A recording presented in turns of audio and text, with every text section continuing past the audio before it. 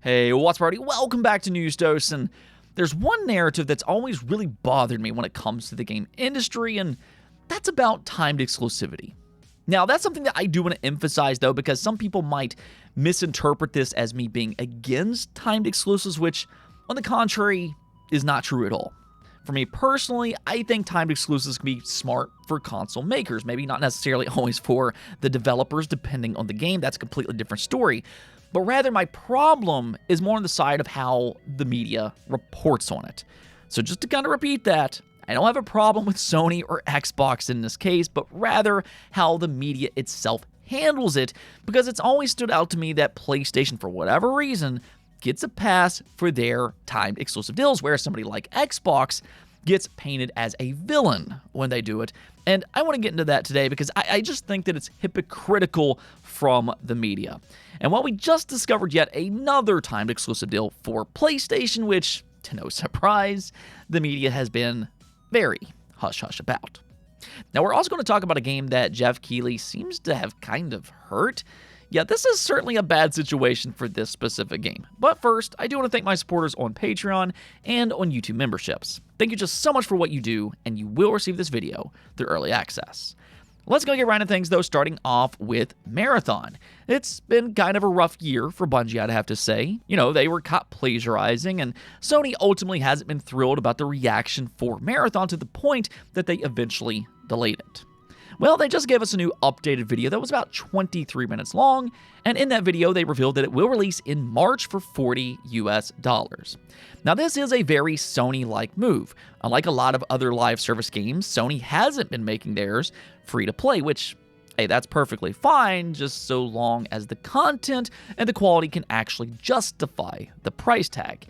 I mean, if anything, I'd say the $40 price might make it a bit tougher to break into the market. But if you look at Sony's live service offerings so far, they do seem to like that price tag. I mean, look at something like Helldivers 2. It was also a $40 game, and well, it was actually very successful. Whereas something like Concord, on the other hand, again being another Sony-published $40 game, couldn't even survive the market for a single month. Now, did that have anything to do with the $40 price tag?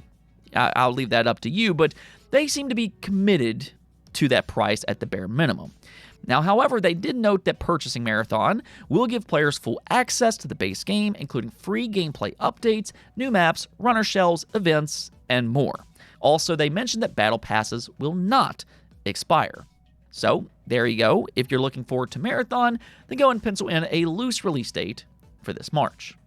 Oh, and coming off the Game Awards, we got another update for the big winner of the show, being Expedition 33. And this is actually one of the things that I do like about the Game Awards. A lot, and I mean a lot of people tune in, and the winners do receive a lot of extra recognition because of that. And oftentimes, they also receive a big boost in terms of units sold. I mean, that happened last year when Astrobot won the Game of the Year, and now we can also say the same thing for Expedition 33. I mean, after it basically won, let's face it, pretty much everything, yeah, I'm sure a lot of viewers became curious as to why everybody seems to love it just so much. So according to Alinea Analytics, a lot of new people jumped in for the first time. They said that it sold an extra 200,000 copies since it won at the Game Awards, 76% on Steam, 21% on PlayStation 5, and 3% on Xbox. And then on top of that, around 52,000 Xbox players accessed Expedition 33 via Game Pass for the first time too. So that's actually pretty incredible, and I couldn't be more thrilled to hear that, because Expedition 33 truly is an amazing game. I really cannot emphasize that enough. If you haven't already played it, I would highly, highly recommend it. Now, to be completely fair, though, Alinea Analytics isn't official data, so how accurate these results are can be debatable, but at the same time, I'm fairly sure that it's at least accurate that it did receive a major boost. Now, whether that's a 200,000 unit boost, that's hard to say, but either which way, just another big congrats to Sandfall Interactive and Expedition 33. This is probably one of my favorite success stories in the game industry right now. Now, speaking of the Game Awards, though, one of the big reveals was for Star Wars Fate of the Old Republic. The thing about its reveal is that it was only a CGI tease. And that's oftentimes not necessarily great news for anybody hoping to play said game anytime soon. In fact, after the showcase, Lucasfilms confirmed that the studio working on it was only formed this past year. So, just given how long modern game development takes anymore, as soon as everybody heard that, the immediate thought was, well, I'll see you sometime in 2030 or even beyond. Well, Casey Hudson, the director for the game, heard those rumors and responded on Twitter by saying, "Don't worry about the not till 2030 rumors, game will be out before them. I'm not getting any younger." So, as long as he stays true to his words, then there you go. Though I will point out that, problems do arise from time to time in game development, and he did confirm that it's still in early development. So this is definitely not a confirmation, but at the bare minimum, it sounds like he wants to get it out within the next 4 years, and hopefully he achieves that goal. As I always say, one of the biggest problems for today's industry is the overly long development cycles. It's one of the reasons that games are just so expensive to make now, and hopefully they won't run into the same common issue when it comes to Star Wars: Fate of the Old Republic. That's not the only game that we need to talk about from the Game Awards, though, because unfortunately, I can't bring the same great news for their last, quote-unquote, one more big game reveal, which was, of course, Highgaurd. Yeah, the new free-to-play live service hero shooter, and I think that's the really unfortunate part for Highgaurd. When they revealed this game, I didn't think to myself that it looks bad. I guess it looks okay for what it is. I'm not necessarily jumping head over heels to play it. It's more of a I'll wait and see type of game.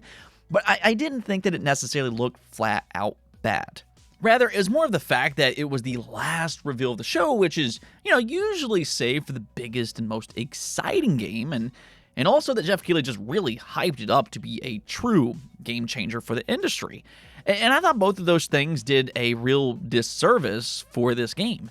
As soon as it was revealed as a live service title, one that really doesn't look much different from what we've already seen, the gaming world took that information and they absolutely destroyed it. If you look at its reveal trailer on YouTube, it has a massive dislike to like ratio. As of this recording, it has 39,000 dislikes to just 3.7 thousand likes. And I do wonder if that's because of the hype that Jeff Keighley tried to generate. Hypothetically, if it would have been revealed earlier in the show, would it have received that same type of reaction? And personally, I'm not sure that it would have. I don't know if it would have been as talked about as much, so maybe that's something for it. But in this case, I do have to seriously question Jeff Keighley. He controls these showcases, and I just don't understand how he didn't foresee this type of reaction. It's not exactly like live service games are the most requested games right now. And the reaction that this game received could actually hurt it because first impressions are very important. So now Highgaurd has to kind of reverse those early opinions of it, and that can be a tough job for a new IP. We'll see what happens with it. If it turns out to be a great game, we'll see, but I don't know. I think Jeff Keighley made a big mistake in how he presented Highgaurd, but let me know what you all think. Maybe you disagree, and if you do, let me hear it in the comments below. All right, now on to our final topic, though, which is about a PlayStation timed exclusive, apparently, because it was just revealed that Phantom Blade Zero is seemingly under contract to be a PlayStation exclusive for at least 12 months. You can see here at the end of its recent trailer, the fine print reads, also available on PC, not available on other consoles until at least 12 months after release date. And first things first, I'm going to go ahead and repeat what I said at the top of the video, that I'm not against timed exclusives, though I will say that I think it's also important for developers to make smart decisions. For big well-known franchises, aka Final Fantasy, it might not exactly be a smart idea to limit your user base to one single console. But at the same time, I'm never going to fault PlayStation, Xbox, or Nintendo for trying to compete by making their console more attractive. That's the price of business, and exclusives are a part of their businesses. But the thing that bothers me about timed exclusives is how it's reported on. I remember back when Xbox tried to do some big-time exclusives, and they were absolutely ripped to shreds online. They became villain number one when Rise of the Tomb Raider was announced as a timed exclusive for the Xbox One. And ironically, that was really one of the last times that Xbox tried to secure a big-time exclusive like that. They really shied away from that strategy once that happened, but in the meantime, I've not seen that same type of reaction for when games like Final Fantasy VII, Final Fantasy XVI, Silent Hill 2, or in this case, Phantom Blade 0, are also money-hatted by PlayStation. I mean, if you don't like timed exclusives, okay, that's perfectly fine, but I also think that you should report on both the same way, but that just doesn't happen. It's one of the true double standards within the game industry.